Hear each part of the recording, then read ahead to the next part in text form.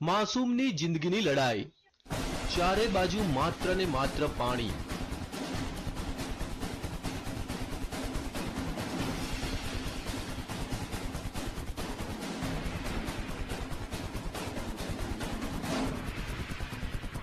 પાણીના ધમધસતા પ્રવાહ વચ્ચે ફસાઈ એક માસૂમની જિંદગી.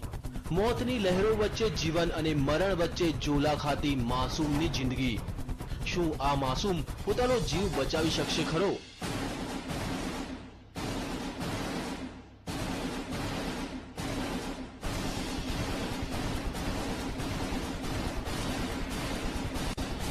માસૂમ મોતને આપી શકશે માત? શું બચી જશે માસૂમનો જીવ? આ દ્રશ્યો છે મધ્યપ્રદેશના ભોપાલના ડિડોરીના, જ્યાં 2 વર્ષનો એક માસૂમ બાળક ફસાયો છે ધમધસતા પાણી વચ્ચે.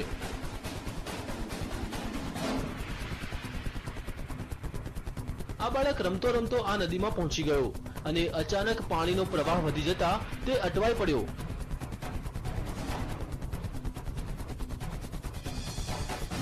લહેરોના આ તાંડવને જોતા ભલભલાનો પસીનો છૂટી જાય, પણ આ માસૂમ લહેરો વચ્ચે લડી રહ્યો છે જંગ.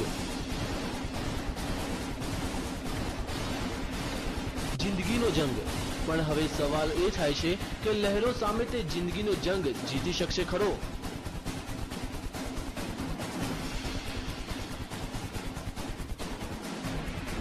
તેને કોઈ પણ ભોગે પોતાનો જીવ બચાવવો છે.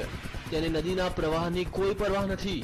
તે તો તોફાની લહેરોને આપી રહ્યો છે ટક્કર.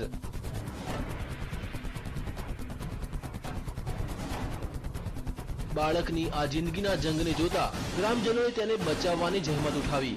માસૂમને બચાવવાનું રેસ્ક્યુ ઓપરેશન. માસૂમની જિંદગી બચાવવા ગ્રામજનોએ પહેલા રસ્સીનો સહારો લીધો. થોડા ઘણા અંશે તે સફળ પણ થયા, પણ અચાનક તે પાછો પાણીના પ્રવાહમાં તણાઈ ગયો. આ વખતે તો લાગ્યું કે માસૂમ તેની જિંદગીથી હાથ ધોઈ બેસશે.